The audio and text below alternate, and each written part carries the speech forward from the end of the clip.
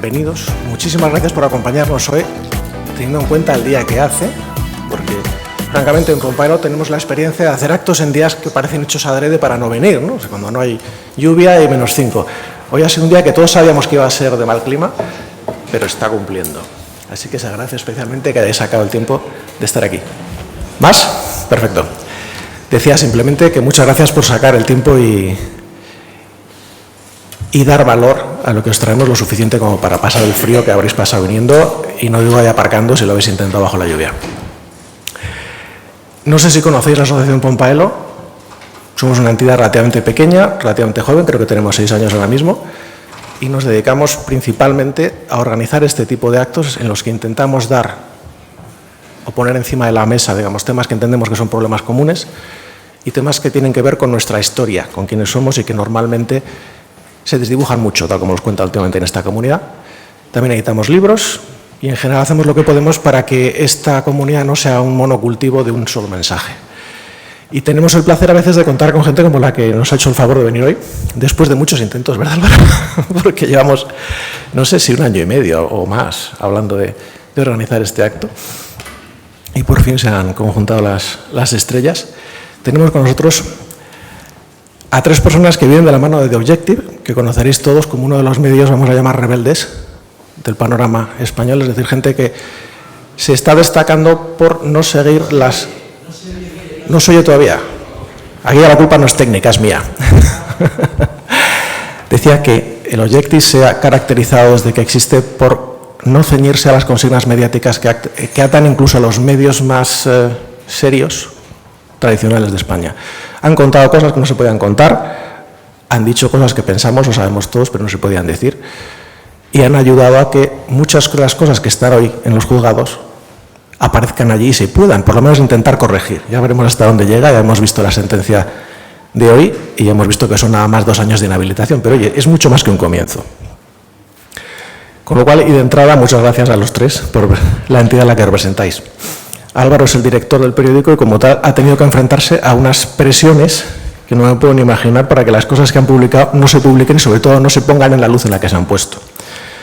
Marcos Ondarra, pamplonés, es una de las figuras, digamos, de ese medio que ha destapado y ha sufrido también por ello esas presiones. Y Esperanza Aguirre, yo creo que no hace falta que la presente porque la conocéis todos hasta hoy. Eso además. No, pero además es una persona que tiene una trayectoria lo suficientemente importante, además de larga, como para que necesite muy poquita presentación. Pero lo único que me gustaría decir de ella, y me lo recomendaba precisamente Julio Tomés, que está por aquí, o Pomés, que resaltara su papel, digamos, como referencia de liberalización, de separar Iglesia y Estado, separar administración y sociedad, desregular un poquito, dar un poquito de libertad. Y en este caso, cuando hablamos de libertad de opinión y libertad de prensa, es fundamental, porque cuando vemos tentáculos como los que se ven en la financiación de los medios, directa, indirecta, oculta o no oculta, Josebas u otro tipo de cosas, es evidente que no puede haber libertad en los medios si hay un exceso de intervención. Y en ese sentido, pues Esperanza es uno de los ejemplos en cómo esa separación es clave para la libertad. Y hoy he hablado más de la cuenta porque estamos aquí para oírles hablar a ellos. Así que muchísimas gracias a vosotros, muchas gracias a los ponentes.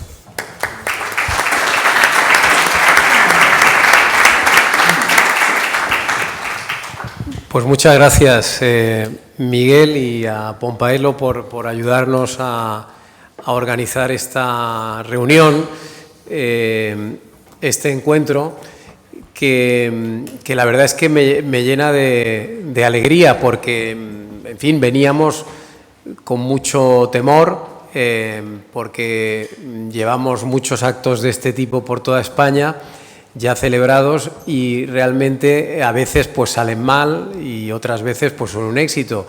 Y yo cuando he venido aquí hace 1 hora a ver la sala he pedido que quitaran la mitad de las sillas porque tenía miedo que esto se fuera a quedar demasiado grande viendo el día que hacía, y ahora me doy cuenta que está prácticamente lleno, con lo cual estoy muy contento de que haya resultado tan atractiva esta charla y espero que lo que aquí digamos les pueda resultar de interés a todos ustedes, a los que por supuesto les agradezco su presencia.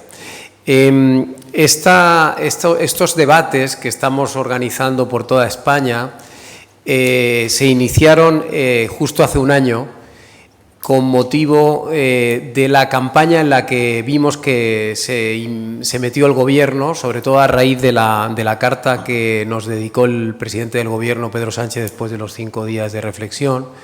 En esa carta él señalaba directamente a los dos enemigos que él consideraba que tenía la democracia en ese momento. Unos eran los jueces, otros eran los periodistas. Y si uno leía con atención la carta, en realidad estaba hablando de un par de periódicos y uno de ellos era el que yo dirijo, ¿no? Por eso pensamos que era necesario emprender una serie de actos por toda España para intentar concienciar a los compatriotas de lo que está pasando y del peligro que corremos, sobre todo los periodistas y la libertad de prensa, ¿no? Porque en Madrid yo creo que percibimos bastante bien el peligro porque estamos allí intoxicados, quizás de manera excesiva, por toda la dinámica política diaria.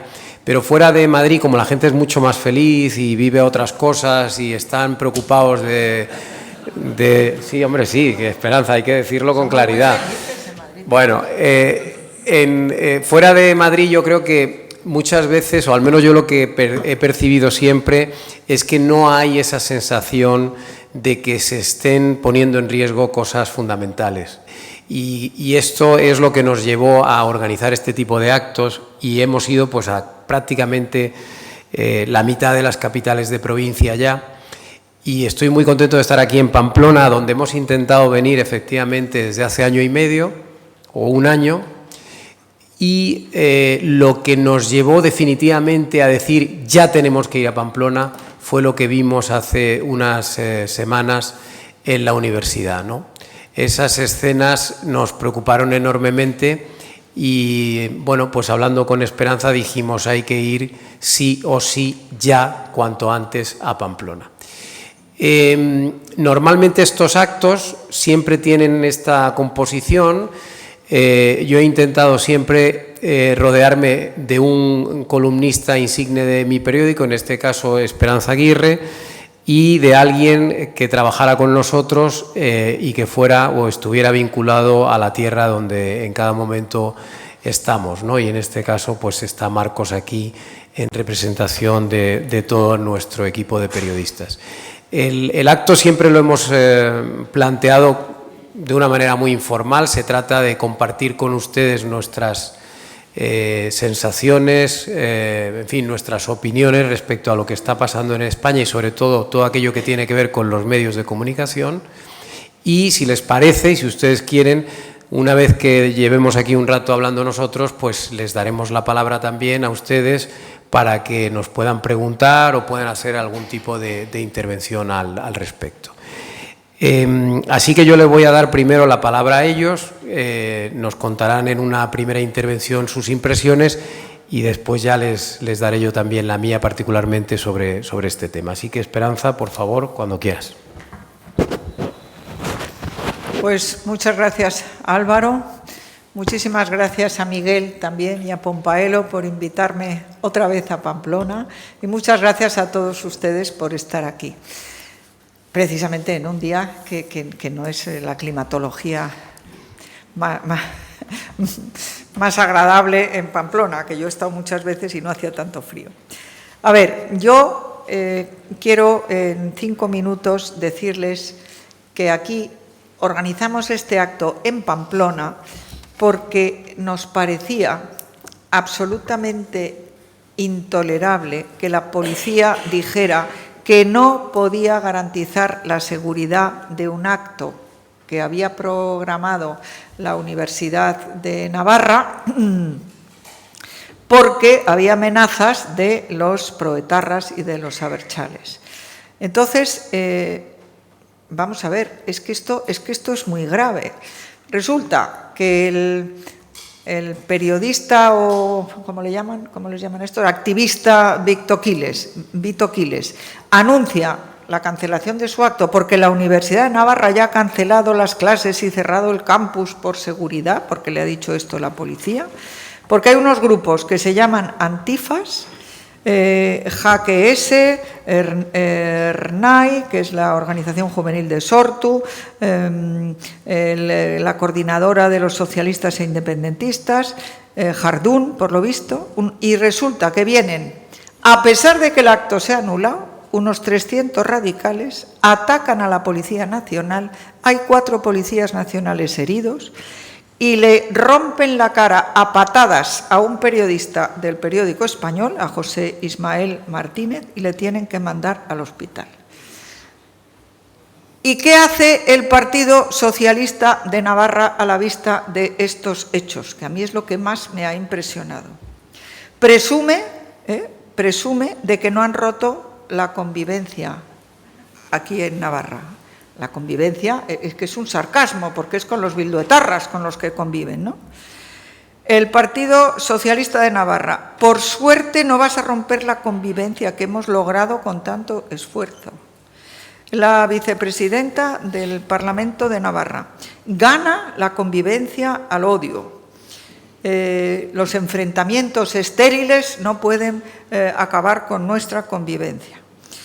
Total, que lo que ellos creen es que impedir por la violencia un acto en que se exponen ideas, aunque sean las más contrarias a las nuestras o a las de ellos, para mí es un ataque a la libertad de expresión, un gravísimo ataque. Pero estas reacciones no son las peores, peores son todavía las de Podemos. Y no olvidemos que Podemos es el principal apoyo de Sánchez en el año 19, fue su principal apoyo, y ahora es el auténtico think tank de Sánchez, porque es el que le proporciona las ideas. ¿Saben lo que dijo Irene Montero? Dice, la democracia se construye desde el antifascismo. O sea, como Podemos es la democracia y nosotros somos los que opinamos que el totalitarismo no se puede aceptar y que la libertad de expresión, como la libertad de opinión y la libertad de prensa está por delante, somos los fascistas. Y contra los fascistas pueden emplear la violencia. Recuerden ustedes que Pablo Iglesias dijo que para él era emocionante ver cómo habían pegado a un policía cuando rodearon el Congreso. O sea, que esta gente está defendiendo la violencia. Y a mí esto me parece gravísimo. Yo quiero terminar diciéndoles 2 cosas. Una, que en los Estados Unidos a los antifas les han declarado terroristas. Y que yo tengo un íntimo amigo que me contó antes de ayer que vive en Los Ángeles, que los antifas tienen las mejores mansiones de Los Ángeles, que están todos forrados de dinero. ¿De dónde sale ese dinero? Pues sería muy bueno saberlo. Y lo segundo, que como se cumplen ahora 50 años del asesinato de Pierpaolo Pasolini, que era comunista, yo quiero acabar con la frase que dijo él. Los antifascistas son los auténticos fascistas. Eso es lo que yo creo. Como me ha pedido que sea breve, sí, pues breve. Pues venga, Marcos.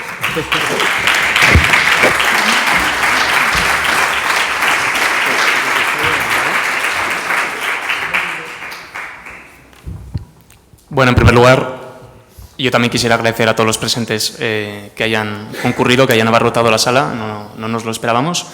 Quisiera agradecer también a Miguel y a la Asociación Pompaelo la generosidad por la invitación y el buen trato que siempre nos dispensan.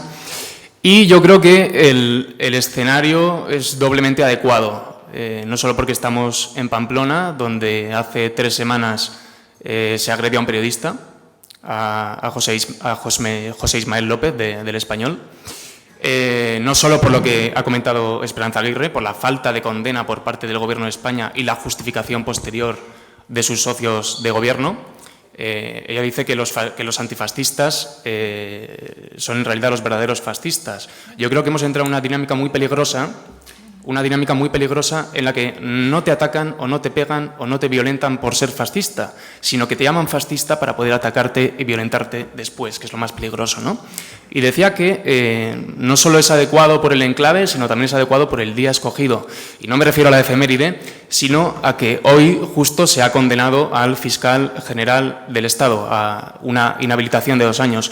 Y esto viene a refrendar el trabajo que algunos periodistas llevamos haciendo en los últimos tiempos y viene a retratar también a muchos otros que han ejercido de abogados defensores de del fiscal general del Estado durante estos meses. Entonces, esta condena no es solo al fiscal general del Estado, sino es una condena también a parte del gremio.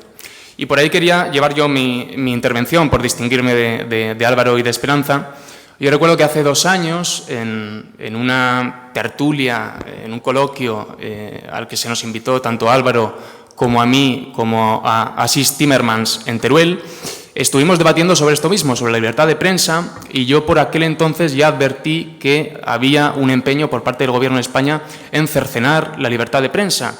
Y esto se empezó a cocinar argumentalmente, se empezó a abonar el terreno argumentalmente diciendo que había un problema con los bulos. Y luego lo apostillan diciendo que son bulos de ultraderecha, ¿no? Ya, pues, para terminar de rellenar el epíteto. Y yo dije por aquel entonces que no había un problema con los bulos en el periodismo español. Habrá periódicos que hagan más diligentemente su trabajo, menos diligentemente su trabajo, pero los errores han existido siempre en el periodismo. Lo que no ha existido es, al menos no con este grado de exacerbación, lo que hemos visto en los últimos 2 años, que es como una parte del gremio, como una parte de los periodistas se han posicionado de parte del Gobierno para atacar a otros periodistas. Ese es el gran problema que sufre ahora mismo el periodismo, que hay una parte del gremio que se ha alineado con el poder para atacar a otros periodistas. Haciendo un símil futbolístico, a mí que me gusta el fútbol y que intuyo que a muchos de los aquí presentes también, el problema de un delantero centro no es que encare la portería y que falle de vez en cuando, que eso sería, ¿no? El fallo a portería sería el bulo aquí. El problema es si uno de esos 2 delanteros está sobornado para no hacer su trabajo y para no encarar la portería, que es lo que está sucediendo ahora mismo. Hay periodistas, no voy a decir que están sobornados, pero sí que están recibiendo una suculenta remuneración en base de subvención o en base de colocación en una tertulia de prime time, en base a no hacer su trabajo. Entonces, esta es la idea fuerza de la intervención. El problema del periodismo no son los bulos, no son las fake news, como se viene repitiendo machaconamente por parte del Gobierno más mentiroso de la historia de la democracia, por cierto, sino que el problema es de servilismo. En este sentido, hemos visto cosas que vosotros no creeríais, ¿no?, que decía el replicante de Blade Runner. Hemos visto manifiestos firmados por periodistas en contra de investigaciones periodísticas, en contra de informaciones periodísticas. Una cosa que no tenía precedentes, desde luego, en este país. Hemos visto, entre otras cosas, también cómo había periodistas criticando que algunas denuncias se fundamentaran con recortes de prensa. Con perdón, pero claro, imbécil, es que esa es la función del periodismo. Investigar una corruptela, que el juez de turno se haga cargo de la misma y la judicialice. Es que así funciona. O sea, fíjate hasta qué punto han hecho algunos dejación de funciones con esta materia. El caso Watergate, precisamente, lo destapan 2 ínclitos periodistas del Washington Post, que hoy en día serían considerados basura de la fachosfera, y esa investigación a posteriori se judicializa y termina nada más y nada menos que con la carrera del presidente de Estados Unidos, Richard Nixon. Esos son los recortes de prensa. Y, por lo tanto, y sin ánimo de quitar más tiempo a las preguntas, que van a ser lo más suculento de esta ponencia, yo quería cerrar con esta idea fuerza. Ahora mismo, a la pregunta que inaugura y que da sentido a este coloquio sobre si está en peligro la libertad de prensa, es evidente que sí. Hay un Gobierno que quiere cercenarla. Por otro lado, es una pulsión lógica por parte del poder. Es cierto que nunca había sido tan indisimulada, tan obscena y tan empeñada, pero está sobre todo en peligro, y debo decirlo con mucho dolor y con mucho pesar, por parte de quienes actúan en su nombre, pero se han dedicado al activismo en los últimos años.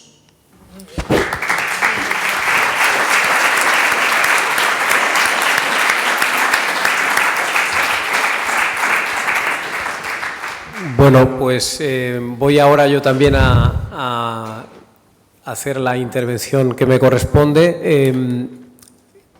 Voy a empezar con esto último que ha dicho Marcos. Efectivamente, estas charlas las hemos titulado Libertad de prensa en peligro de extinción y nos hemos planteado esa pregunta.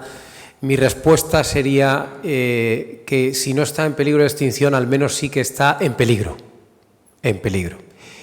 ¿Y por qué está en peligro? Porque hay un Gobierno que está completamente decidido, y así lo ha dicho, a perseguir a la prensa.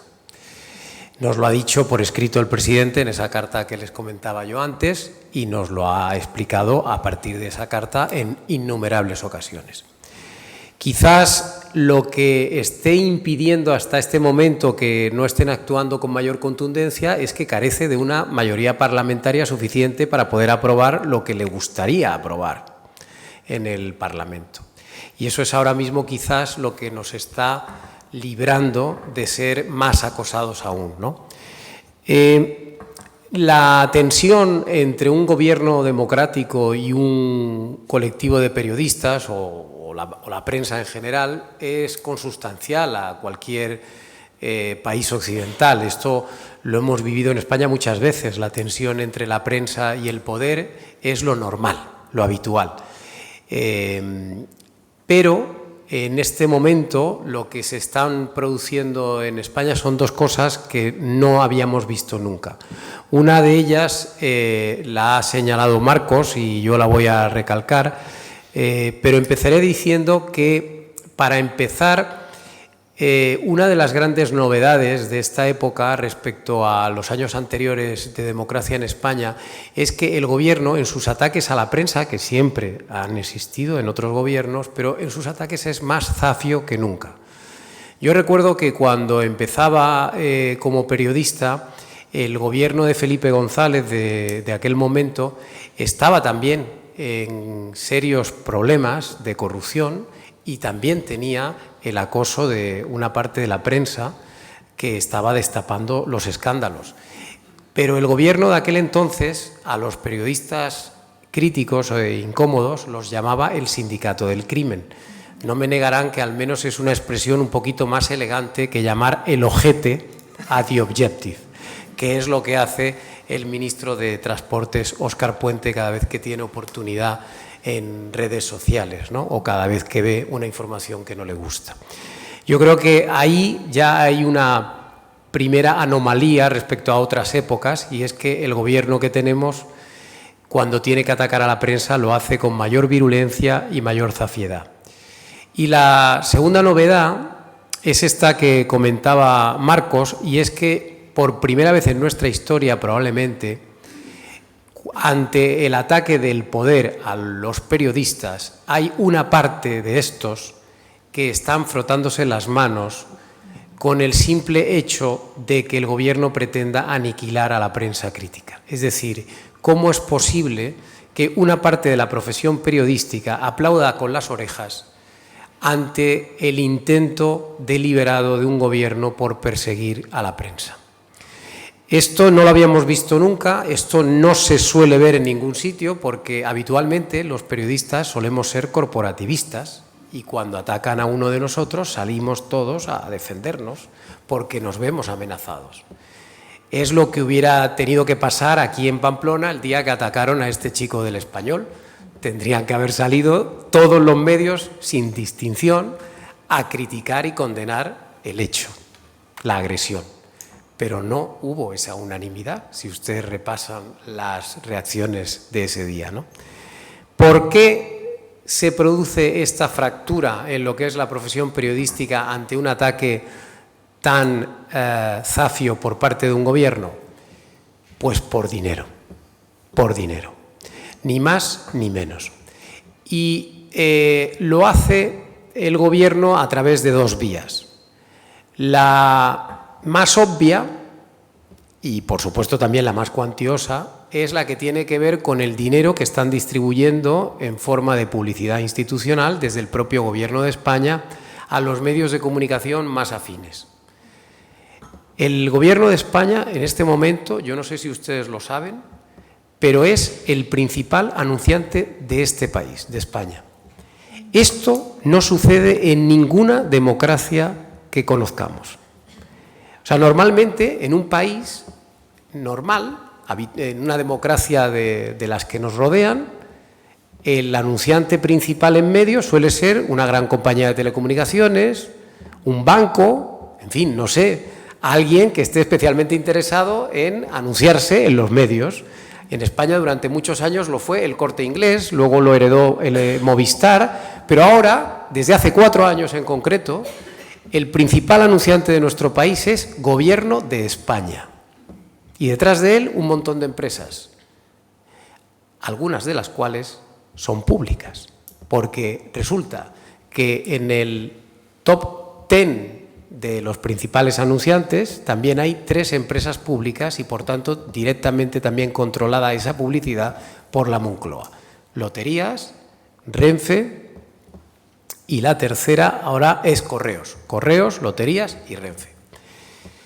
Si ustedes suman el dinero que el Gobierno de España destina a los medios por ser el principal anunciante y el dinero que destinan estas 3 empresas, más el dinero que destinan otras empresas que no son públicas, pero que están más o menos controladas por el Gobierno también, y no voy a dar ningún nombre, pues se imaginarán ustedes el tremendo chorro caudal de dinero que está llegando en estos momentos a un sector que no goza precisamente de una situación muy esplendorosa en términos financieros. Por tanto, esto viene muy bien a los medios que se han dejado comprar por esta vía por parte del Gobierno. Y luego hay otra fórmula un poquito más soez de comprar medios y de comprar periodistas, que es menos cuantiosa, pero que ustedes no deben desdeñar, y quizás era por donde también iba Marcos en su reflexión inicial, y es que yo no sé si han visto que ahora en Televisión Española lo único que hay son tertulias. Televisión Española antes emitía series, películas, documentales, en fin, todo tipo de cosas. Ahora solo hay periodistas hablando. Esto normalmente es lo más barato en televisión, pero claro, te permite tener bien contentos a una serie de periodistas afines a los que tú invitas mañana, tarde y noche y les pagas una serie de cantidades por ir allí a decir chorradas a favor del Gobierno. En concreto, yo no sé si ustedes han hecho la suma, pero en el canal 1 de Televisión Española, a día de hoy hay 12 horas de tertulia al día. 12. De tertulias que, si han visto alguna vez alguno de esos programas, se habrán dado cuenta que casi dejan a los telediarios como si fueran la BBC. Porque, claro, las tertulias están mucho más tiradas al monte que los propios telediarios. Hagan cuentas, entre ir a una tertulia de estas una vez al día o una vez a la semana, ir a otra en Radio Nacional de España, alguna otra televisión privada, bueno, pues al final hay periodistas que probablemente estén ganando perfectamente 5.000 euros al mes solo por ir a tertulias y por defender lo que les digan, lo que les mandan por el teléfono móvil, ¿no? Esto es lo que está pasando en este momento en España. Y yo ya me voy a callar aquí, luego ya diré más cosas, pero creo que hay que darle a esto un poquillo de vidilla, así que Esperanza, ¿quieres decir algo más? Sí, no, pero ¿quieres contar algo de esto, de Televisión Española? Bueno, cuéntales lo que veníamos comentando hoy en el Instituto Juan de Mariana ha hecho un estudio que, por supuesto, las tertulias de Televisión Española han dicho que era todo fake, donde explica cuál es el porcentaje de todas estas tertulias que defiende al Gobierno y cuál es el porcentaje en el que sale la oposición. Y para resumirlo mucho es 75-20. El otro 5, pues para Podemos sumar o lo que sea. Es que es verdaderamente escandaloso. Y esto, no, a lo mejor nadie de los que está aquí está de acuerdo conmigo, pero yo soy una gran admiradora del presidente de la Argentina, don Javier Milei, y lo primero que ha hecho Milei cuando ha llegado es quitar toda la publicidad institucional a los medios. Medios que se han puesto furibundos contra él, pero le ha dado igual, porque como está bajando la inflación, ha conseguido acabar con el déficit. Y encima ha ganado porque ha cambiado el sistema electoral y en vez de este lío que tenían de las papeletas que hacía que ganaran siempre los kirchneristas, ha puesto lo que llama, no sé cómo le llama, la papela única y ha ganado. Sí, la pauta. ¿Cómo le llama? La pauta. No, la pauta es lo del dinero a la tele, es la papeleta única. Entonces, ha ganado también en la provincia de Buenos Aires, donde acababa de ganar el Kicillof ese, que es el comunista más grande que hay. Bueno, pues ha ganado Milei porque han puesto un sistema de votación muchísimo más claro y único.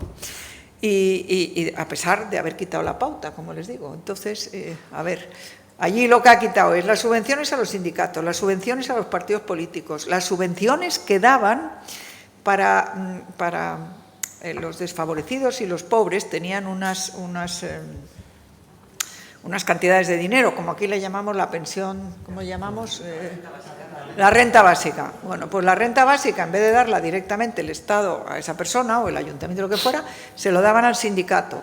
Y el sindicato se lo daba a esta persona, por supuesto, se quedaría, me imagino, con un porcentaje, pero lo importante es que para dárselo tenían que ir a todas las manifestaciones y cortar todas las calles.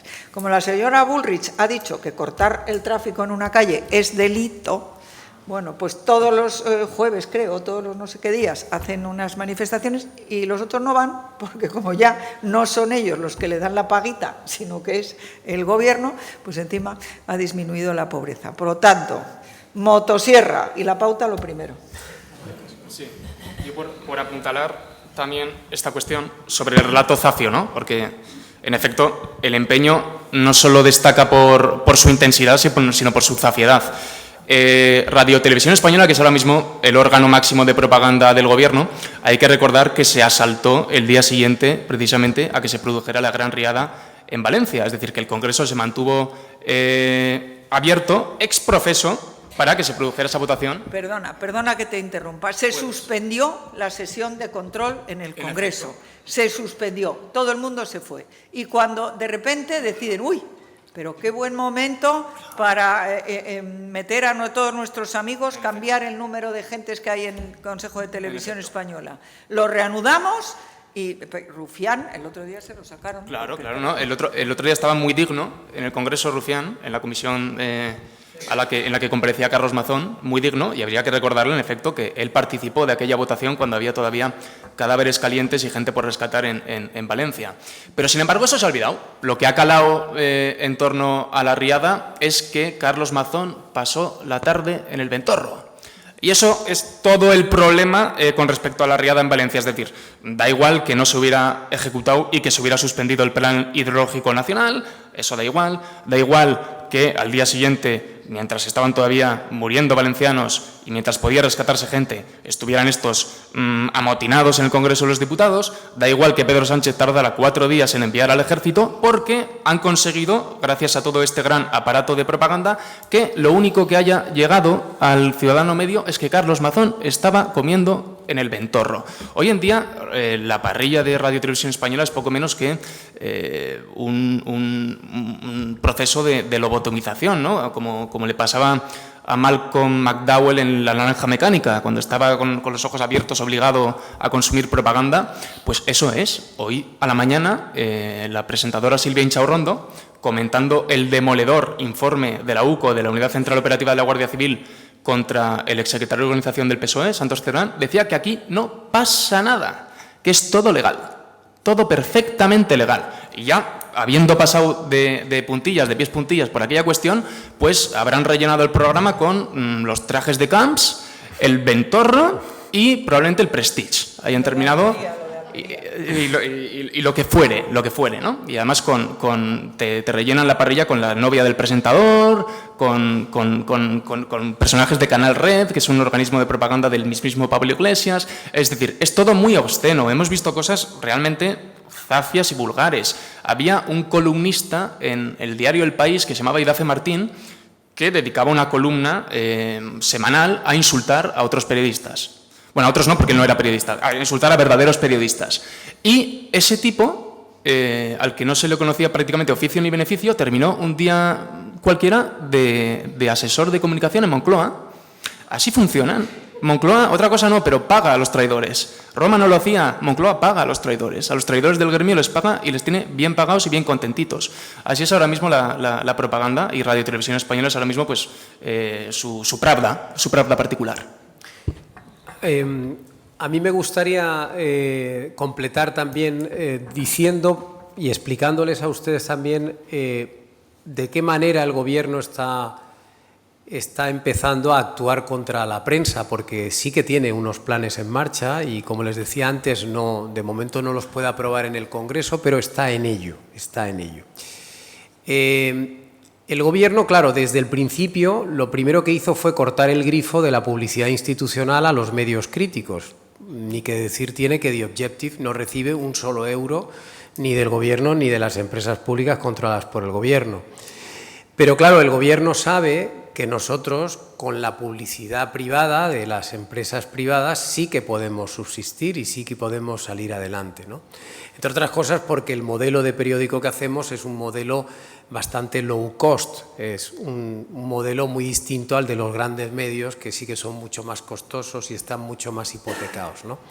Entonces el Gobierno sabe que la clave aquí es el dinero y que, como podemos seguir adelante sin su dinero, la clave está en intentar quitarnos el dinero que nos ponen los otros, ¿no?, las empresas privadas. Entonces, en este sentido, una de las cosas que ha hecho de una manera también muy descarada es llamar a las empresas del IBEX, fundamentalmente, para pedirles que dejen de anunciarse en periódicos como el nuestro.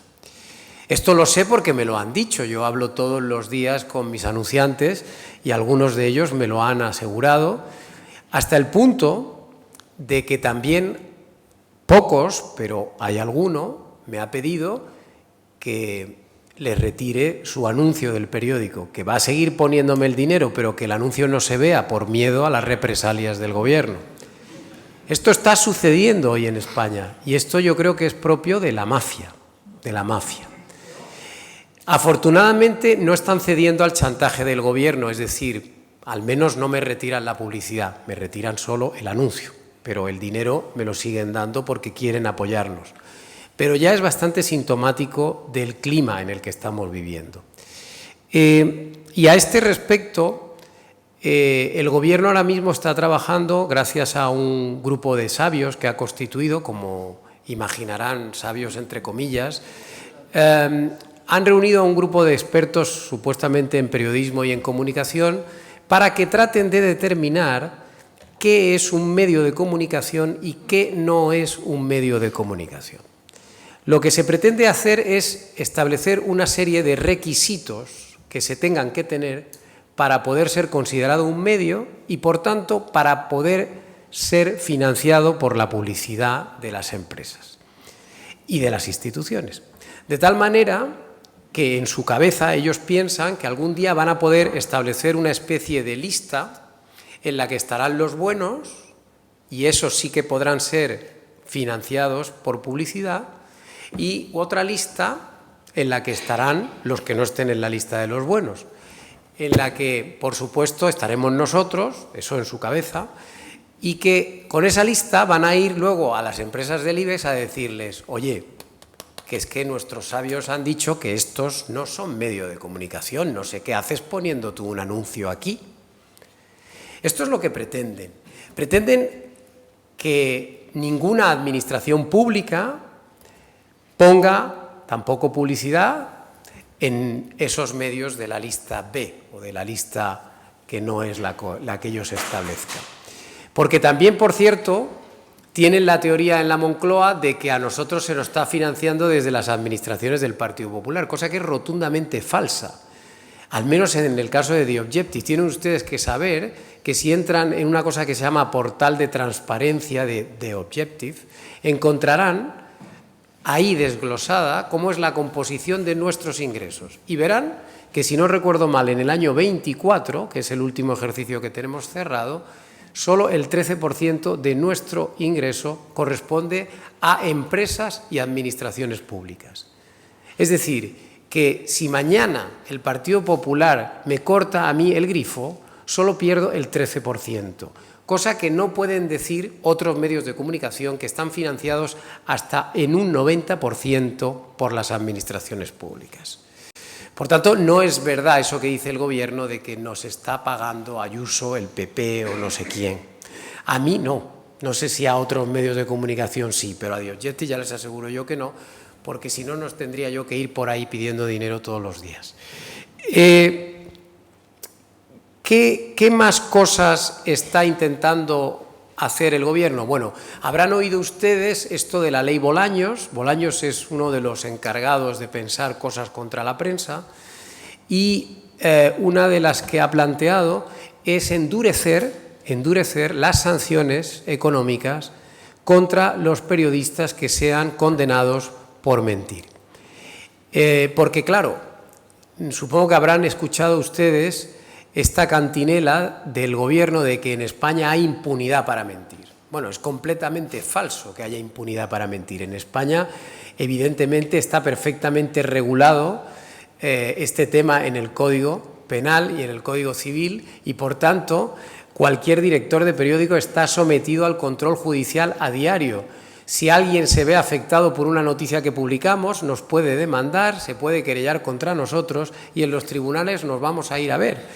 De hecho, yo mismo tengo que declarar continuamente en los juzgados y ¿saben ustedes qué ha pasado en todo este tiempo? Que nunca hemos perdido ninguna de las demandas y querellas que se nos han presentado por supuestos bulos o fake news. Y eso es lo que le molesta al Gobierno, que no se nos sanciona, que no se nos castiga porque nuestro trabajo está correctamente hecho. Pero, aún así, pretenden endurecer las sanciones. ¿Por qué? Porque lo que quieren hacer es disuadirnos de hacer periodismo de investigación.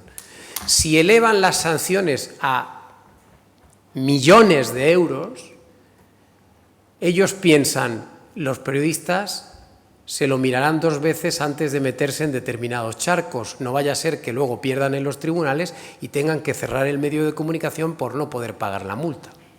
Esto es real, es verdad.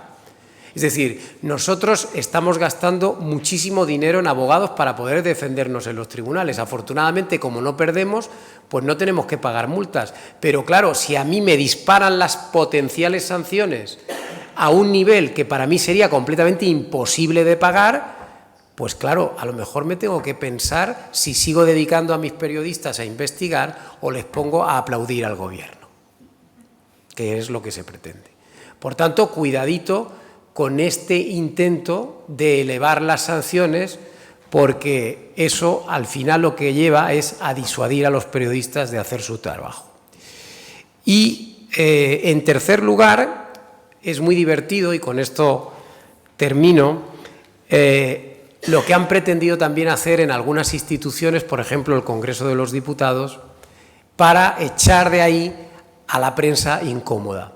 Había 2 o 3 chicos que les molestaban mucho por sus preguntas en el Congreso y entonces se inventaron una nueva normativa, un cambio del reglamento para expulsarles de la Cámara Baja. Pero claro, se pusieron a elaborar la norma, se pusieron con sus sabios, entre comillas, a determinar qué criterios había que cumplir y cuáles no. Y entonces uno de los criterios que pusieron fue que para poder estar en el Congreso, acreditado como periodista, tenías que pertenecer a un medio de comunicación que tuviera más de 10 empleados en plantilla y cotizando a la Seguridad Social. Y resulta que los periodistas que les tocaban las narices sí que pertenecen a medios con más de 10 empleados cotizando a la Seguridad Social, pero es que el colmo es que había algunos que si se aplicaba esa norma tenían que abandonar el Congreso porque no tenían más de 10 empleados cotizando a la Seguridad Social. ¿Y saben ustedes de qué ideología eran esos medios? De extrema izquierda. No de izquierda, de extrema izquierda. Es decir, que al final la norma la han aprobado, pero no se está aplicando porque si se aplicase, los que serían expulsados del Congreso son precisamente los que ellos no querían que abandonasen el Congreso, ¿no? En fin, ridículo todo, pero en esas están. Y yo creo que sigue siendo una norma peligrosa la que se aprobó en el Congreso y está en vigor, aunque no se aplique. Y el simple hecho de que se esté poniendo encima de la mesa este tipo de cuestiones ya dice todo sobre las intenciones y el pensamiento de esta gente. Con perdón, Álvaro, por matizar una cuestión, cabe resaltar que esta medida no solo la apoyaron, sino que la pidieron los propios periodistas parlamentarios. La propia Asociación de Periodistas Parlamentarios, y volviendo al inicio de mi intervención, fue quien pidió al Gobierno que expulsara a estos periodistas. A algunos les advertimos, ojo, cuidado, porque le estás dando la potestad a los políticos de decidir quién entra y quién no entra, y eso se puede volver el día de mañana en tu contra. No tardó mucho. A los 2 días se dieron cuenta de que nada más elaborar la norma, se quedan fuera Antonio Maestre, el otro, y dijeron, no, oye, entonces, por un lado ha venido bien, porque yo creo que se han dado cuenta de verdad del peligro de dejar en manos de los políticos el hecho de decidir quién es y quién no es periodista. Una cosa que era elemental al juicio de cualquiera, pero algunos necesitan quemarse para darse cuenta de que el fuego, en efecto, quema. Sí, y efectivamente esa asociación de periodistas a la que se refiere Marcos, que han sido los principales inspiradores de esta normativa porque la han redactado a medias entre los políticos y los periodistas. Bueno, pues esa asociación, fíjense ustedes cómo será que cuando nosotros en The Objective empezamos a publicar los escándalos de Ábalos hace justo ahora 4 años, esa asociación, ante los ataques tremendos, terribles que estábamos recibiendo, tanto el periódico como la periodista que estaba firmando las informaciones, que era Ketty Garat, bueno, pues esa asociación en aquel momento, justo en aquel momento, decidió premiar a Ábalos como mejor parlamentario. Fíjense ustedes en qué estarían pensando esos periodistas. ¿Y qué pensarán hoy ellos del premio que le dieron a Ábalos hace 4 años cuando nosotros estábamos destapando toda la mierda? Tremendo. Bueno, y finalmente quiero decirles también que nunca se crean esto que se ha inventado Sánchez, de que tenemos que regular la cuestión de la prensa, no solo porque haya impunidad, que ya les he explicado que no la hay, pero que tenemos que regularlo porque nos lo pide la Unión Europea, ¿no? Que es otro mantra que se ha instalado, ¿no? No, es que aquí hay una directiva, un reglamento, no sé qué. Falso todo. Miren, yo trabajé durante 7 años en Bruselas, por tanto algo sé de la legislación europea y de cómo funcionan allí las cosas, y en modo alguno tiene que ver con lo que el Gobierno nos pretende colar, ¿no? Lo que se aprobó el año pasado en la Unión Europea fue un reglamento, y los reglamentos no hay que transponerlos a la legislación nacional, no requieren ninguna adaptación del derecho nacional. Los reglamentos entran en vigor de manera inmediata y el reglamento europeo está en vigor desde que lo aprobaron en la Unión Europea. Pero es que además el reglamento que ha aprobado la Unión Europea no pide lo que Sánchez cree que pide o lo que Sánchez dice que pide. Sánchez dice que la Unión Europea nos pide regular a los medios de comunicación porque mienten y porque están poniendo en riesgo la democracia. Pero miren ustedes, si se leen el reglamento europeo, lo que verán es que está hecho exactamente para todo lo contrario, para proteger a los periodistas de las injerencias de los políticos. Y en concreto, ese reglamento se hizo porque la Unión Europea se alarmó mucho, sobre todo a raíz de la guerra en Ucrania, con las injerencias rusas en determinados países y en determinados medios de comunicación de esos países europeos, del este de Europa, ¿se entiende? Entonces, alarmada la Unión Europea ante lo que estaba sucediendo, establecieron una serie de normas para proteger a la prensa, para proteger a los medios y, en definitiva, para proteger la independencia de los medios frente a los poderosos o al poder político. Y Sánchez pretende hacernos creer exactamente lo contrario, que esto es una normativa para los políticos y en contra de los periodistas. Yo terminaría diciéndoles que, a pesar de todo lo que les estamos contando, tienen ustedes que ser optimistas y creo que debemos ser optimistas, porque al final estamos viendo cómo el trabajo de unos pocos periodistas que siguen siendo libres e independientes está surtiendo efecto. Hay todavía una serie de jueces, de fiscales, de guardias civiles que siguen haciendo su trabajo y además tenemos a nuestro favor lo que les decía al principio, que el Gobierno no cuenta con mayoría parlamentaria y, por tanto, mientras esté tan endeble, difícilmente va a poder sacar adelante nada en el Parlamento. No obstante, hay que estar inquietos, hay que estar ojo a visor, por si acaso, y sobre todo lo que les pediría a todos ustedes es que no caigan en la pasividad. Necesitamos que todo el mundo ponga de su lado, que todo el mundo arrime el hombro, que no nos deje la defensa de la democracia a 3 jueces, a 3 fiscales, a 3 guardias civiles y a 3 periodistas, porque nosotros ni somos héroes ni podemos tener sobre nuestros hombros la responsabilidad de salvar al país. El país o lo salvamos entre todos o nos vamos por el sumidero. Y ustedes pensarán, y en actos como este mucha gente me lo pregunta, ¿pero qué podemos hacer? ¿Qué podemos hacer? Bueno, evidentemente la respuesta más fácil es votar, ¿no?, cuando llegue el momento, ¿no?, que espero que llegue algún día. Pero mientras llegan las elecciones, ustedes tienen en su mano herramientas muy poderosas para contribuir al fortalecimiento de las instituciones y de la democracia en nuestro país. Y en concreto, en el tema de los medios de comunicación, ustedes deciden a diario, ustedes pueden leer a diario periódicos como el nuestro y simplemente leyéndolos, porque el nuestro es gratuito, nos están apoyando. Pero también pueden hablar de nuestras informaciones. Cuando vean algo interesante, compartirlo por WhatsApp con sus familiares, con sus amigos, con sus compañeros de trabajo, explicarles lo que pasa. Yo creo que al final, si ustedes hacen una labor de boca a boca, de ir comentando, por ejemplo, lo que aquí han escuchado, pues al final se correrá la voz y conseguiremos que todo el mundo acabe tomando conciencia de lo que nos está pasando y del peligro que representa, entre otras cosas, el gobierno que tenemos.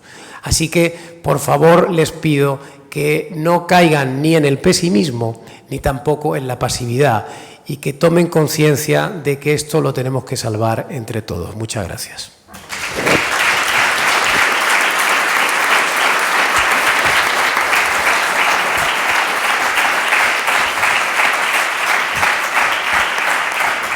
Muchísimas gracias tanto por las historias como por el mensaje, digamos, positivo y activo. Hay una cosa, evidentemente, está en nuestras manos, digamos, ayudar a sobrevivir a estos medios que todos necesitamos, difundir y dar credibilidad y respetar lo que están diciendo, cosa que no solamente cuesta en algunos sitios, sino especialmente aquí. En Navarra tenemos un cierto problema para decir lo que pensamos cuando pensamos que va a rascar, que a algunos no les va a gustar. Aquí somos tremendamente tímidos. Ver una sala como esta llena sobre un tema que es sensible, digamos, es difícil. O sea, todos sabemos que aquí tocas un tema de libertad, de buen gobierno, y es mucho más difícil llenar una sala que si hablas de la historia de la brujería. Y no estoy hablando por hablar. Entonces, lo que acaba de decir Álvaro es fundamental. Es decir, dar visibilidad a estas informaciones, hacer que lleguen, y al hecho mismo de que una persona a la que tú conoces esté difundiendo una información ya le da credibilidad. Si alguien la difunde, quien la recibe ya no piensa estos son los del objeto y los del... No, estos son esta persona que me lo ha mandado que ha pensado que merece la pena. Y estás aumentando la capacidad de esa verdad de llegar y cambiar a la gente. Y eso es fundamental. Y más, como decía, en una tierra en la que estamos muy acostumbrados a no decir lo que pensamos porque a ver qué van a pensar de mí. ¿Vale? Y aquí, queramos que no, sigo pensando que es una sociedad muy intimidada. Y eso hay que romperlo. Pero yo quería ir un poquito más allá de hacer una pequeña gamberrada, aprovechando a quienes tenemos por aquí, porque no vale con que les votemos, tienen que cambiar las cosas. Es una cosa que hablábamos antes con lo de Esperanza. Si no se reforman esas leyes, cuando entra un impresentable las aprovecha.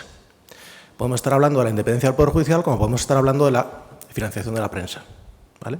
Si está normada claramente y no se puede abusar de ella, si ha pasado ya la motosierra, es mucho más difícil volver a ponerla. Pero si no pasa nunca la motosierra, sino confiamos en la bondad de quien gobierna y luego llega otro que no es tan bueno y la hemos liado. Es decir, las normas tienen que estar hechas a prueba de Sánchez, porque antes o después habrá un Sánchez o algún populista de algún otro lado. Las normas están para eso, para bloquear ese tipo de cosas. Las instituciones independientes están para eso. Y para que esas instituciones existan, nuestros señores políticos, muchos de los cuales están por aquí presentes, tienen que ponerlas allí. Y tenemos que hacerles saber que necesitamos esas instituciones, que necesitamos esas reformas. Yo desde aquí quería recordaros que también a nivel de Navarra esas cosas se pueden hacer. ¿Puedo añadir? Por supuesto. A mí me gustaría añadir dos cosas al excelente discurso de Álvaro Nieto, pidiendo que no seamos pasivos, no seamos pesimistas y no seamos pasivos. A mí se me ocurren dos cosas y quiero trasladárselas a ustedes. Los periódicos de papel y las televisiones, no sé cómo llamarles, normales, los jóvenes no los ven, se informan por las redes sociales.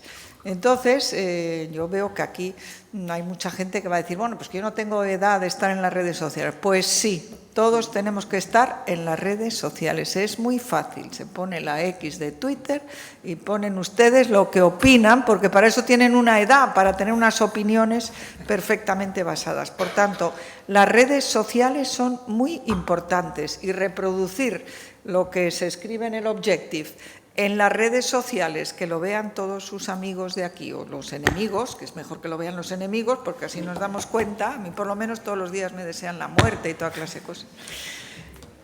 Eso es una cosa. Y la segunda también es muy importante y es muy dura. Yo lo reconozco porque lo he hecho muchas veces.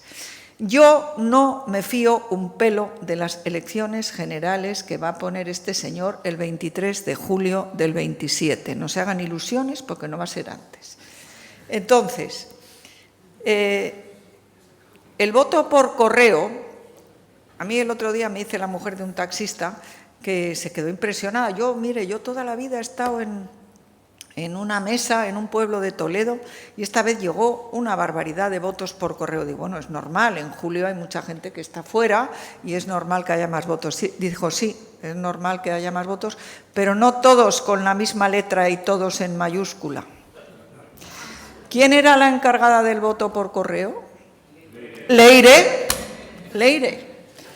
¿Cuánto pierde Correos? Es que yo también quiero recordar, el presidente de mi partido, Alberto Núñez Feijóo, fue responsable de Correos y en su tiempo Correos ganaba dinero. Y en este momento pierde 1.000 millones al año, entre otros los que le dan a la tal Leire, y como el Partido Socialista le pide a la gente que le den, que le van a dar un empleo en un ayuntamiento o lo que sea para que les dé el voto. Eso se está juzgando, o sea, no es que me lo estoy yo inventando, es que están imputados por eso varios socialistas. Entonces, mi opinión es, tenemos que hacer un esfuerzo del mismo calibre que el que hizo María Corina Machado. Tenemos que tener todas las actas de todas las mesas y eso no es fácil. Yo he sido interventora muchísimas veces. Y reconozco que siendo yo presidenta del Partido Popular de Madrid, pues como nos parecía que no teníamos ese peligro, pues en vez de interventores poníamos apoderados. No sé lo que pasará en el partido de Navarra, lo mismo. Pues hay que volver al interventor. ¿Por qué?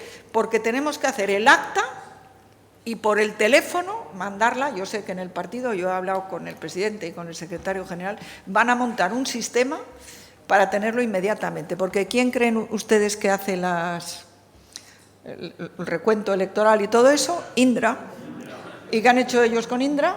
Pues colonizarla absoluta y totalmente. Entonces, lo siento mucho, pero todos los que están aquí, cuando llegue el momento, me da igual que estén en Benidorm o en Zarauz, me da lo mismo. Hay que venir y hay que ser interventor. Ya sé que todos somos muy mayores, muy bien, pues nuestros hijos, nietos, los que haga falta, pero es fundamental. Si no hacemos eso, tenemos a Sánchez no para los próximos 2 años, sino que va a seguir, porque desgraciadamente yo no me creo nada a este hombre, ¿cómo se llama?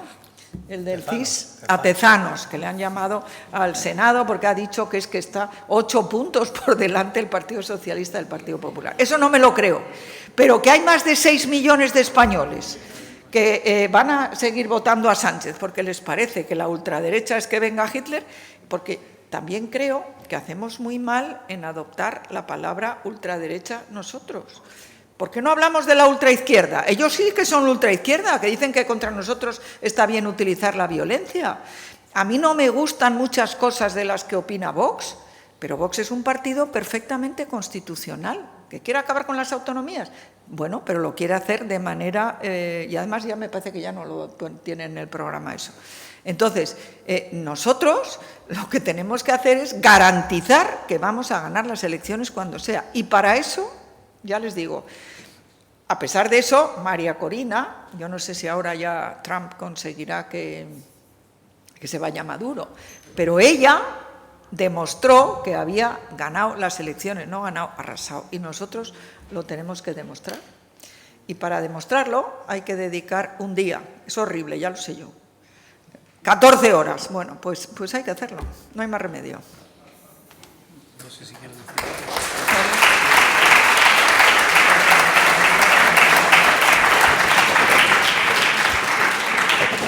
Bueno, pues si les parece, les podemos dar a ustedes la palabra para que intervengan, pregunten lo que consideren. Uy, hay muchas palabras, qué bien. Pues, ¿por dónde empezamos? Pues por atrás, por jorobar. A Joserra, si quieres. Si son ustedes breves, podemos darle la palabra a todo el mundo y sobre todo, como no hay micrófono de mano, se tienen ustedes que poner un poquito de pie y quizás... Y decir, por favor, a qué se dedican.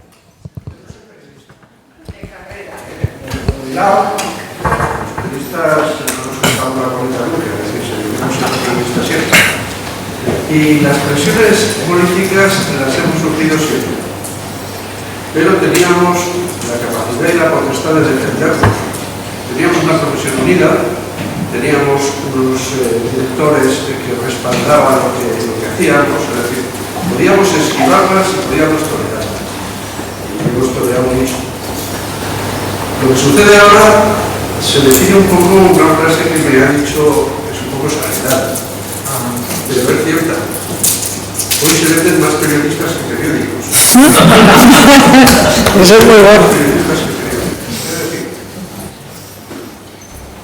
la división que habéis apuntado en la prensa, los profesionales, es lo que en definitiva está impidiendo que podamos tener una información libre, que podamos quitarnos de encima las presiones, ¿no? Y el problema, cuando digo que hay se venden los periodistas periódicos, tal vez se venden menos periódicos, hay problemas de financiación, como ya saben. Yo no tengo una pregunta así, simplemente quiero decir que desde hace tiempo soy, no sé si suscriptor, pero colaborador económico de DDO y OTT, y que quisiera animar a todos los presentes a hacer lo mismo porque es la única forma de mantener esa presión y esa defensa de la libertad. Muy bien, muy bien. Muchas gracias.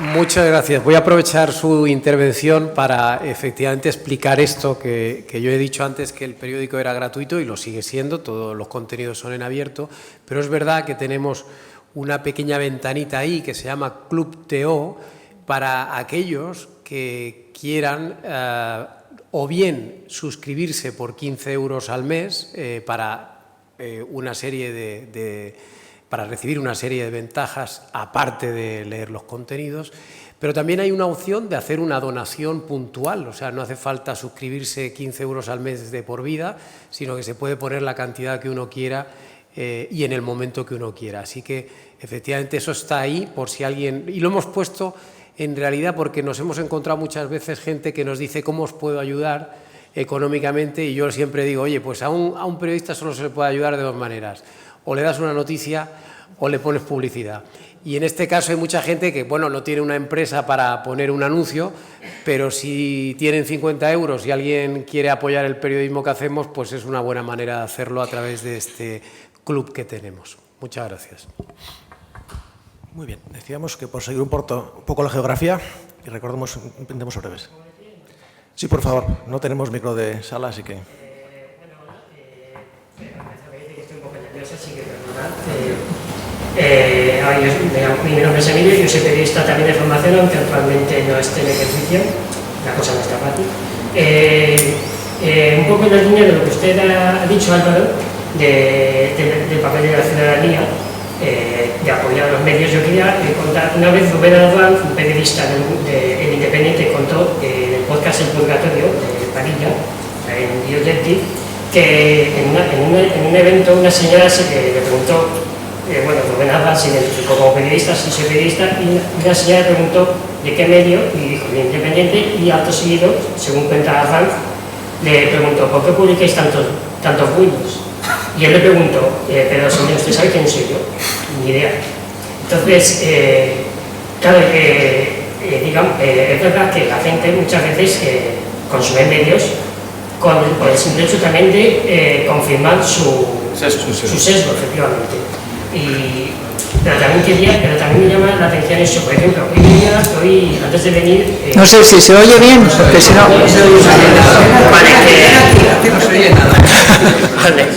Vale, muchas gracias. A ver, ¿lo primero se me ha entendido? Sí. Vale, gracias. Vale, entonces, hoy por ejemplo veía en el programa de televisión española Directo al Grano, que presenta Gonzalo Mido, persona a la que considero con insuficiente capacidad para presentar un programa de tertulia, que hoy, por ejemplo, veía un vídeo de una reportera, un reportaje de una reportera que había ido a Cuelgamuros a hablar con todos los que estaban ahí para recordar a Franco en esta jornada tan especial para ellos, y la reportera hacía su trabajo como si fuera una periodista del Caiga quien caiga, programa que usted, Aguirre, me imagino que recuerda con mucho especial cariño. Con muchísimo cariño, me hicieron una campaña de publicidad que jamás hubiera podido financiar. Bueno, entonces a lo que, por intentar ser más concreto, me llama la atención, pues eso, la ciudadanía que se queda con el mensaje, digamos, superficial que ha recibido. El Independiente publica bulos, Diogetis publica bulos. Pues como le han dicho estos, ahí se queda. Entonces, ¿qué se puede hacer para que la ciudadanía despierte un poco y sea capaz de ejercer con su propia libertad su criterio y decir, a ver, estos han dicho que publican bulos, ni me moleste mirarlo, me quedo con eso, ¿qué se debería hacer? O vosotros desde la palestra, digamos, ¿qué recomendaríais para que la ciudadanía, pues bueno, despierte un poquillo de ese letargo? Ya era eso. Muchas gracias.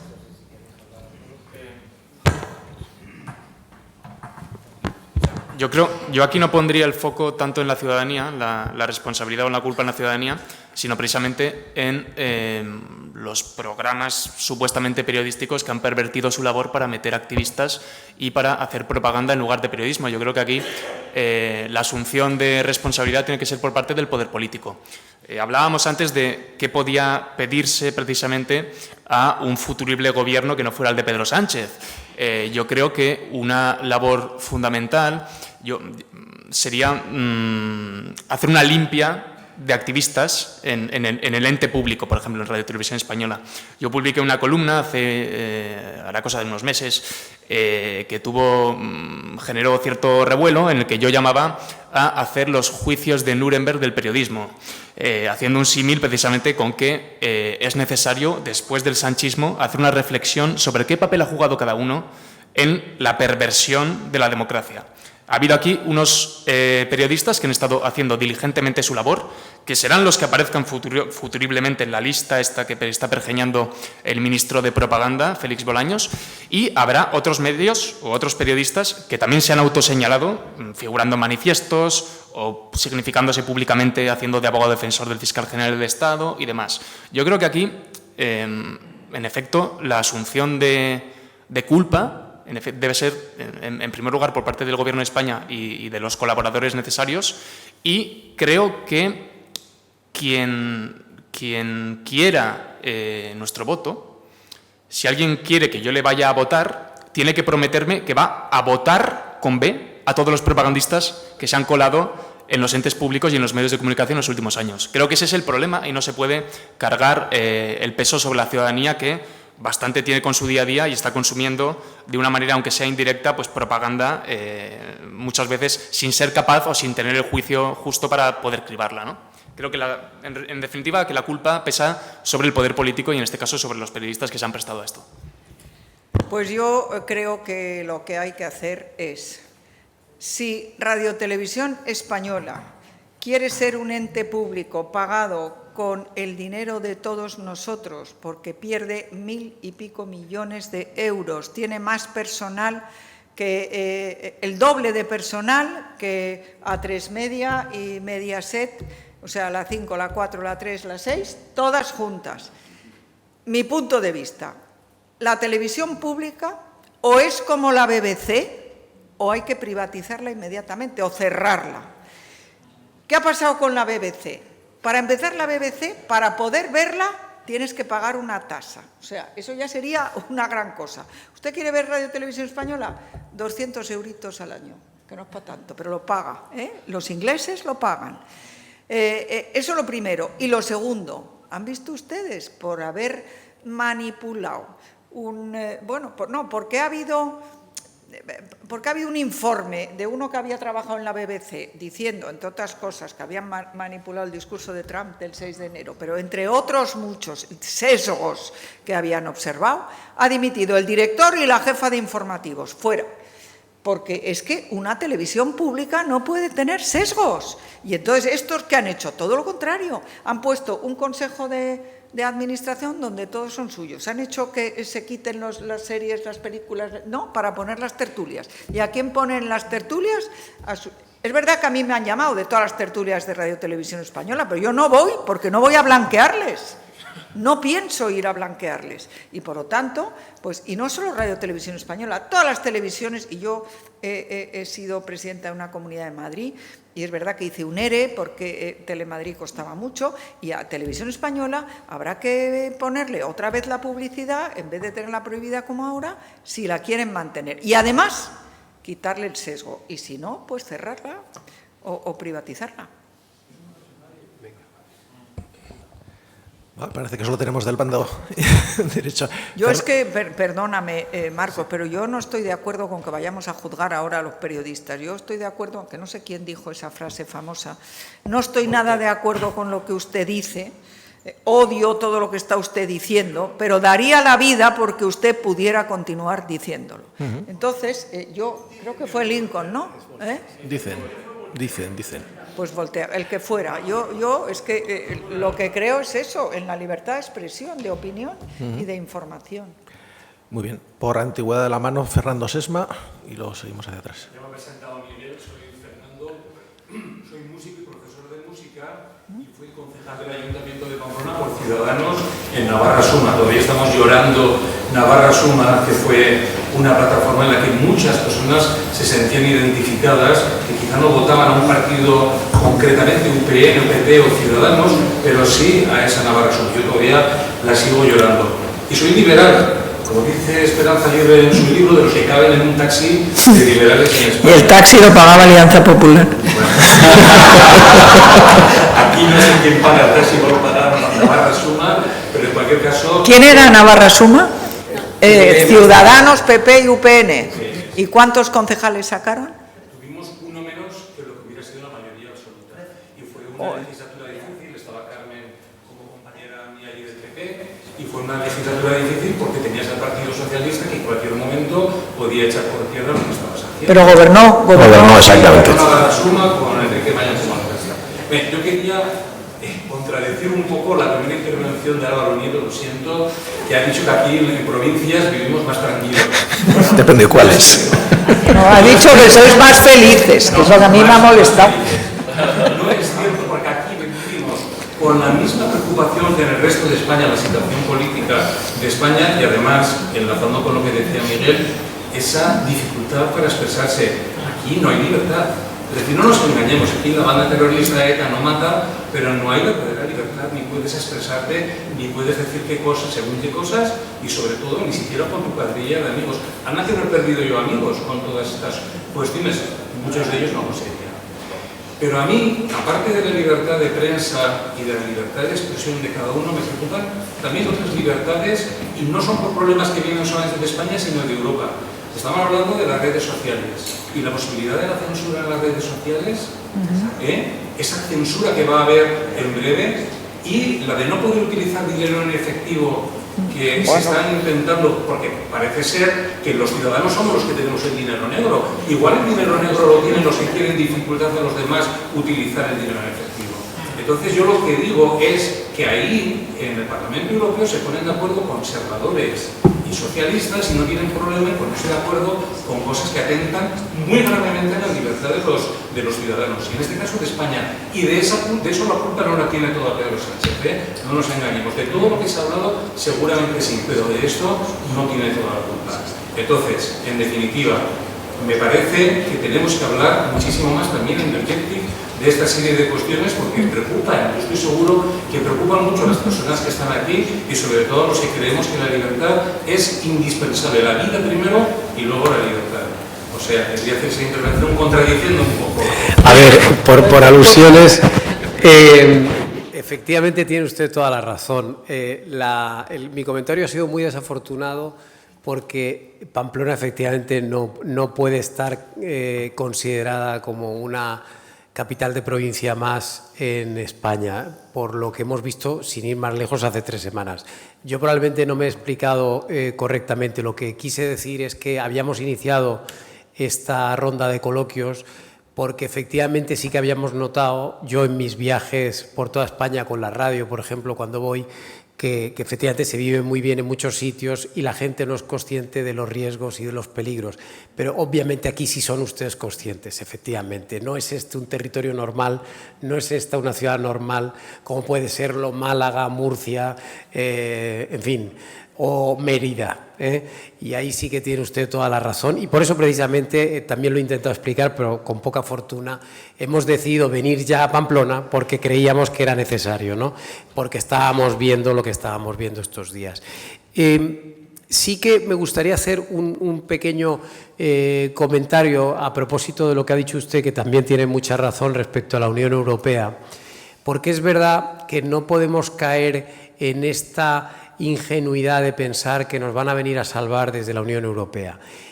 No pensemos eso, porque aunque la Unión Europea es un gran proyecto y una gran idea y nos ha venido muy bien a los españoles, que muchas veces pues somos partidarios de, en fin, de que nos gobierne un tirano, ¿no?, para ahorrarnos problemas.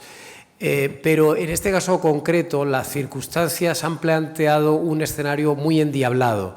No sé si ustedes saben que en los últimos 3 meses ha habido 3 mociones de censura contra la Comisión Europea. Se han votado en el Parlamento Europeo y se ha salvado la Comisión Europea por 3 veces. ¿Y saben ustedes quién ha salvado a la Comisión Europea por 3 veces? Pedro Sánchez. Pedro Sánchez tiene en el Parlamento Europeo el mayor grupo parlamentario de toda la izquierda de la Unión Europea. Los socialistas españoles son la familia política de izquierdas más numerosa en el Parlamento Europeo. Su voto es imprescindible para que Ursula von der Leyen siga siendo presidenta de la Comisión Europea. Por tanto, no esperen ustedes nada de von der Leyen ni de la Comisión Europea, porque aunque ella es de derechas y alemana, para seguir en su puesto necesita los votos de Pedro Sánchez en el Parlamento. Es así de duro y así de triste, pero es que han votado ya 3 veces. Y lo hacen, además, sin tener ningún incentivo a cambio. Es decir, Sánchez está salvándole el pellejo continuamente a von der Leyen. ¿A cambio de qué? Pues de que no le toque las narices, avisando de los riesgos para la democracia que representa el propio gobierno de Pedro Sánchez.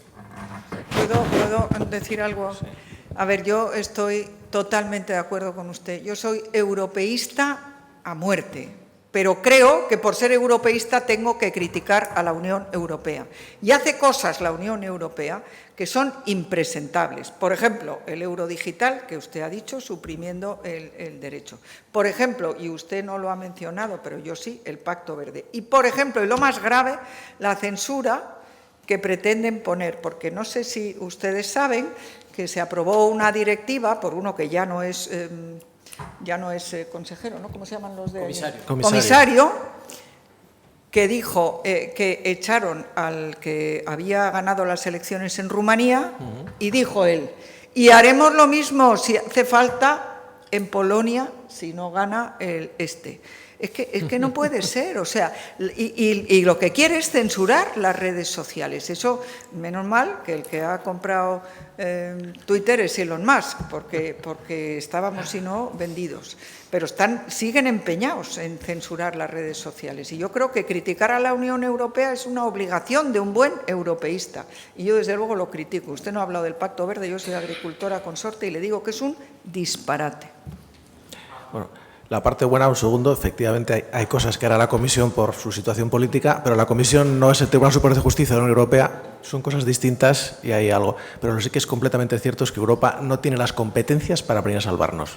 O solo hacemos nosotros o no lo va a hacer nadie. Sí las tiene, mira cómo echó al de Rumanía. Lo tiene cuando le da la gana. Claro. Ay, madre mía. Adelante.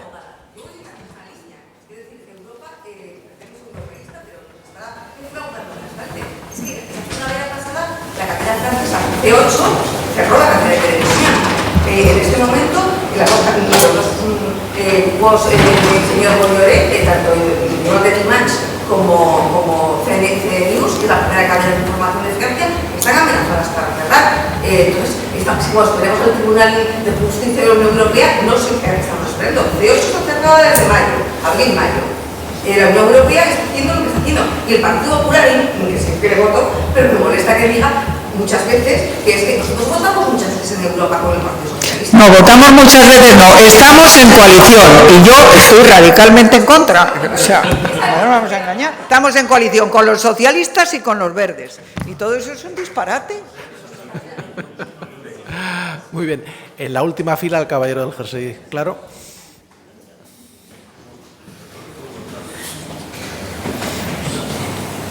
Vaya, tenía apuntado, pero bueno, dos aportaciones breves en colación de lo que ha dicho Marcos. Bueno, soy Juan y soy periodista también. ¿Tu periodista?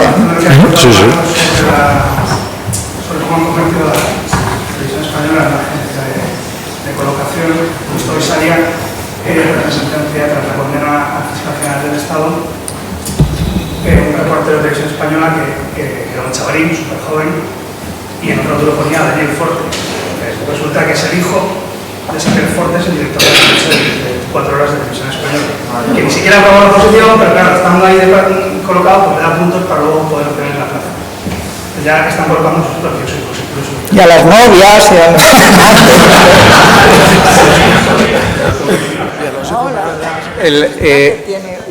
yo conozco a ese chico porque fue alumno mío que fue alumno mío, es su hijo y efectivamente y tiene muchísimo más talento que el padre.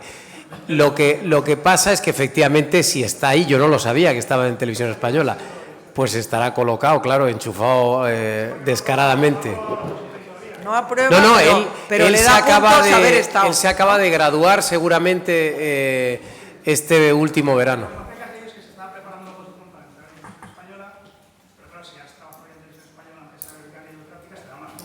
Claro. Y luego, otra reflexión, y ya le pregunto una cosa, a raíz de lo que ha comentado usted, Eduardo.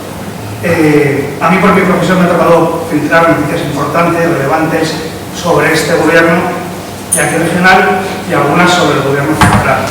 Algunos medios de comunicación nacionales de mucha tirada y de sectores que diríamos más conservadores. Y me ha pasado que no es que ni siquiera valorasen, no lo publicasen, sino que ni siquiera valoraban llevarlo a la dirección, a pesar de decirme que el tema era muy interesante y evidentemente sacable para hacerlo público, porque afectaba a una empresa participada por el gobierno, en este caso Hidra, de salud pública o pública, y además metía publicidad en el propio medio, conservador por derechas. O sea, te das cuenta de que incluso los propios periodistas del medio están metidos. Claro, esto es un punto muy interesante y lo comentaba yo antes de la charla con algunas personas a las que yo les he preguntado cómo estaba abordando la prensa navarra todas estas noticias de corrupción. Claro, porque a mí lo que me ha pasado es, yo en esta gira que estamos haciendo, lo que he visto es que hay un grado enorme de censura en la prensa regional de España. Y me he encontrado casos aterradores, por ejemplo, el caso de Canarias. En Canarias no se está publicando nada contra Ángel Víctor Torres, ni se está investigando nada en los medios de comunicación de las islas. De hecho, la gente que quiere denunciar los escándalos de Ángel Víctor Torres recurre a mí y me pide ayuda. Y yo digo, oye, pero si es que yo estoy aquí en Madrid a 1000 kilómetros, o sea, ¿qué me estás pidiendo? O sea, ve con la información a un periódico local y se lo cuentas. ¿Pero qué va? No lo pueden hacer porque no les hacen ni puñetero caso porque están todos vendidos.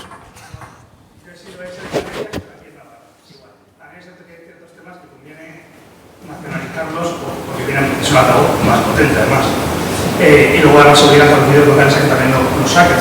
Y ha habido muchos casos aquí en Navarra que se han visto obligados ya, después de meses del tema estar saliendo, de que lo tenemos que sacar. Avergüenza bastante a la profesión, yo que soy periodista. No damos trabajo en medio, pero...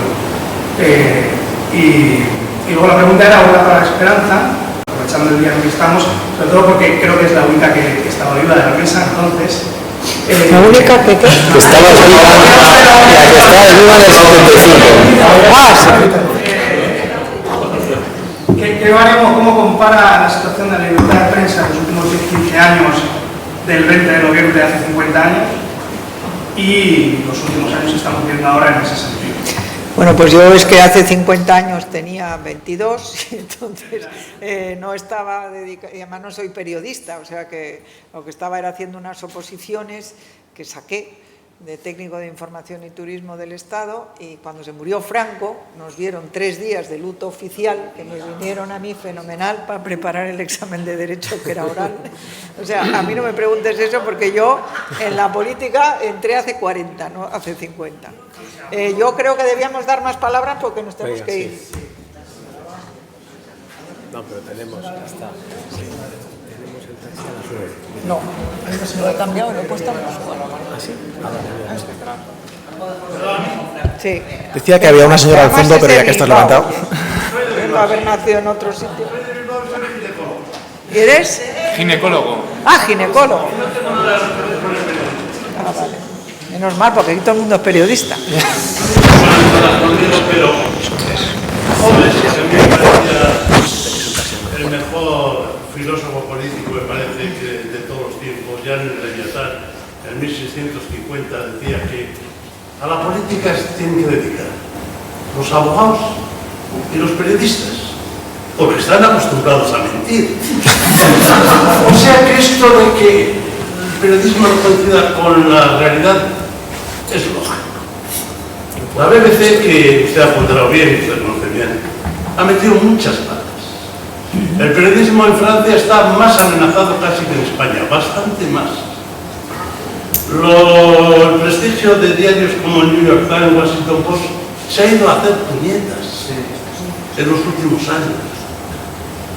Con lo cual, la mayoría de los periodistas, por lo menos de una época, no ahora que llegan los digitales, que han hecho muy bien, porque como son baratos pueden decir lo que piensen. Están vendidos a su empresa. Y eso es normal. Pero esa amenaza corre como aquella frase de que el comunismo un fantasma recorre Europa. La libertad de prensa está absolutamente amenazada a mi modo de ver en toda Europa. Pero evidentemente hay que rescatarla. Va a ser una tarea difícil. ¿Cómo piensa usted, señor Nieto, que se puede dar la batalla en toda Europa? Es que es difícil la respuesta. Yo doy la batalla en lo que a mí compete, haciendo periodismo, intentando mantener viva la llama de lo que siempre he conocido, ejerciendo el periodismo. Y lo que está pasando ahora, al menos en España, es que hay muchos periodistas que han dejado de hacer su trabajo. Y esa beta la hemos aprovechado unos cuantos. Es decir, nos han dado la oportunidad de sacar la cabeza gracias a que los tradicionales medios de papel pues ahora no publican prácticamente ninguna exclusiva ni ninguna investigación. ¿No les parece a ustedes un tanto extraño que, por ejemplo, el periódico más importante de los últimos 40 años sacando información exclusiva, como es El Mundo, no sea en este momento referente en la publicación de las informaciones contra Pedro Sánchez? ¿Cómo puede ser que los medios que están destapando todo esto sean todos digitales? ¿Cómo puede ser que cuando Pedro Sánchez escribe su carta a la ciudadanía, los medios en los medios en los que esté pensando sean El Confidencial y The Objective? Esto es extrañísimo. Esto sí que no pasa en ningún sitio de Europa. Los grandes enemigos de los gobiernos de Europa siguen siendo los periódicos de papel, menos en España, donde son aliados de los gobiernos. Si os parece, estamos ya a punto de quedarnos sin tiempo, con lo cual, una última, efectivamente, una señora última fila que también lleva la mano del principio. No se oye, ponga. No se oye.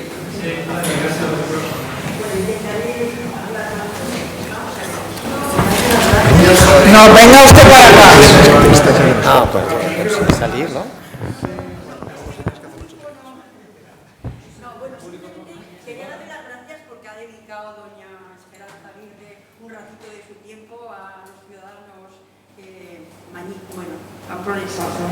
En cualquier caso, estoy un poco nerviosa, pero sí que les pediría a los políticos en general y a su partido o a los que están en la mesa en el escritorio que trabajasen en positivo, que nos presentasen proyectos en positivo para que nuestros jóvenes, nuestros nietos pudieran ilusionarse con esto, las ideas que quieren ustedes proyectar a los ciudadanitos de a pie. No puedo ser yo. Quiero decir que no sé, es que dedicar el Parlamento a que empiece un partido insultando al otro, que si robas, eso ya no lo sabemos. Quiero decir ¿qué alternativa? ¿Cuál es la pregunta? A ver, mi pregunta es, y yo les pediría que ustedes como Partido Popular trabajasen en positivo y que los discursos los dieran en positivo. En positivo, porque es que dedicarnos un rato a explicarnos que Pedro no sé qué hace, lo que hace Pedro no lo sabemos. No hace falta que, pero por favor, les pediría que presentaran proyectos emocionantes. No sé si hay alguien más. Si hay alguien más que quiera preguntar muy rapidito. Yo te iba a decir que lo que hay que recuperar es el lenguaje del sentido común, porque, por ejemplo, ha hablado Marcos de la aliada en lugar de la dana, y has dicho también lo de fascista, con el asesinato de Charlie Kirk. Dijeron, no te mata porque eres fascista, sino que te llaman fascista para matar. Entonces ese es un poco el principal problema que tenemos ahora. El lenguaje. Sí, tienen unas llaves mágicas, que es fascista, seguro, y eso es lo que hay que desmontar a todo el personal. ¿Y la ultraderecha? ¿Y la ultraderecha? Y entonces el que está La ultraderecha quieren que veamos a Hitler con la ultraderecha. Y es un poco eso, hay que recuperar el lenguaje normal, porque ahora solamente tenemos etiquetas. Sí. Gracias. Pues muchas gracias.